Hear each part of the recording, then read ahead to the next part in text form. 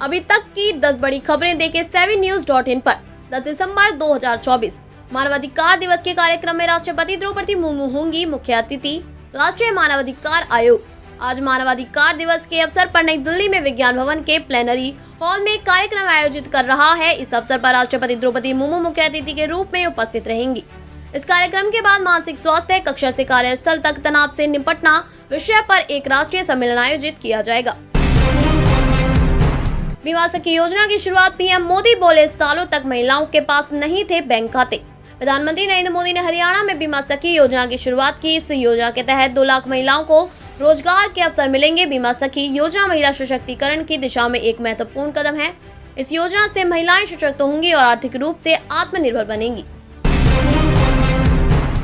Indian railways दिव्यांगों के लिए जारी हुए इतने रियायती कार्ड, जानिए कैसे ले सकते हैं इसका लाभ। भारतीय रेलवे ने दिव्यांग यात्रियों की सुविधा और उनकी यात्रा को आसान बनाने के लिए एक बड़ा कदम उठाया है। भोपाल रेल मंडल ने इस दिशा में शानदार पहल करते हुए वित्तीय वर्ष 2024 दौरान अब तक कुल 518 रेलवे दिव्यांग रियायती कार्ड जारी किए हैं।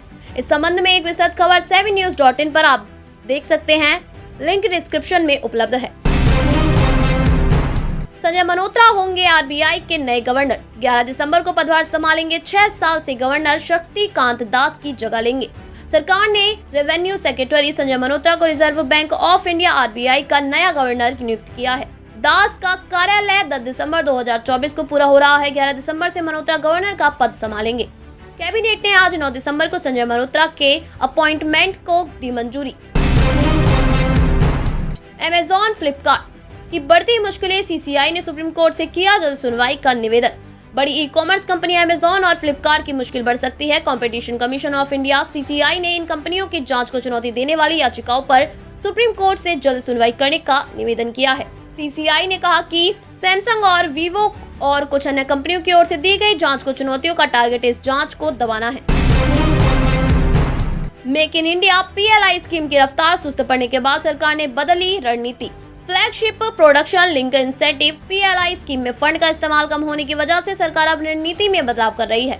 सरकार की योजना अब ज्यादा क्षेत्रों में पीएलआई प्लान का विस्तार करने के बजाय सेक्टर आधारित स्कीम्स पर फोकस करने की है। मसलन इलेक्ट्रॉनिक्स और सेमीकंडक्टर्स के लिए कैपेक्स आधारित रणनीति। Income tax return ITR file करने में महाराष्ट्र की महिलाएं हैं सबसे आगे। गुजरात और यूपी को भी दे दी मात। देश में इनकम टैक्स रिटर्न फाइल करने वालों की संख्या में हर साल जोरदार बढ़ोतरी हो रही है। कर्नाटक में भी आयकर रिटर्न फाइल करने वाली महिलाओं की संख्या तेजी के साथ बढ़ रही है।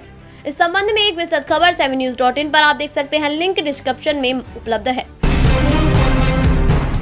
नवंबर में घटी खुदरा महंगाई, सीपीआई मुद्रास्फीति 5.5% पर आ सकती है, मॉर्गन स्टैनली का दावा। मॉर्गन स्टैनली ने अनुमान जताया है कि भारत में नवंबर की खुदरा महंगाई दर सूचकांक में क्रमिक गिरावट दर्ज की जाएगी, जिसका मुख्य कारण खाद्य कीमतों में राहत है। इस रिपोर्ट में कोर सीपीआई में गिरावट की ओर भी इशारा किया गया। मनीष सिसोदिया की सीट से लड़ेंगे अवध ओझा। दिल्ली चुनाव के लिए आपकी दूसरी लिस्ट जारी। दिल्ली में अगले साल होने वाले विधानसभा चुनाव के लिए आम आदमी पार्टी ने अपनी दूसरी लिस्ट जारी कर दी है। आप ने इस बार दिल्ली के पूर्व मुख्यमंत्री मनीष सिसोदिया की सीट बदल ली है। वहीं हाल ही में आप में शामिल हुए अवध ओझा को पटपड़गंज से टिकट दिया गया है। भाजपा सरकार है या घूसखार, 66% कंपनियों की सरकारी सेवा के लिए रिश्वत देने की रिपोर्ट पर बोले अखिलेश।